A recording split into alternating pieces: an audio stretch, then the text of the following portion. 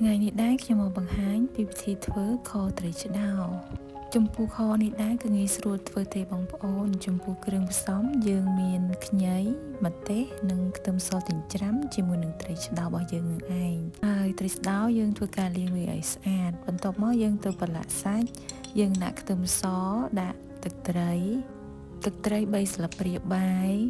ប្រេងខ្យង3ស្លាបព្រាបាយទឹកស៊ីអ៊ីវ1ស្លាបព្រាបាយ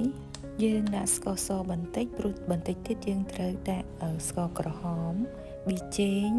ម្សៅស៊ុបនិងអំបិលផងដែរយើងដាក់ម្រេច2ស្លាបព្រាកន្លះបន្ទាប់ពីយើងផ្សំគ្រឿងរួចហើយយើងទៅច្របល់ត្រីរបស់យើងឲ្យសព្វចូលគ្នាហើយយើងរក្សាវាទុករយៈពេល10ទៅ20នាទីបងប្អូនបន្ទាប់មកយើងដាក់ឆ្នាំងឲ្យក្តៅយើងដាក់ស្ករក្រហមយើងចូលហើយយើងធ្វើការកូរស្ករក្រហមយើងឲ្យឡើងឈ្ងុយល្អបន្ទាប់ពីស្ករក្រហមយើងឡើងឈ្ងុយល្អហើយយើងដាក់ខ្ទឹមម្ទេសខ្ញីយើងចូលបងប្អូនហើយយើងរំលីងវាឲ្យឈ្ងុយទៀតរំលីងវាឲ្យចូលជាតិឈ្ងុយគ្នាល្អហើយបានយើងទៅធ្វើការដាក់ត្រីរបស់យើងចូល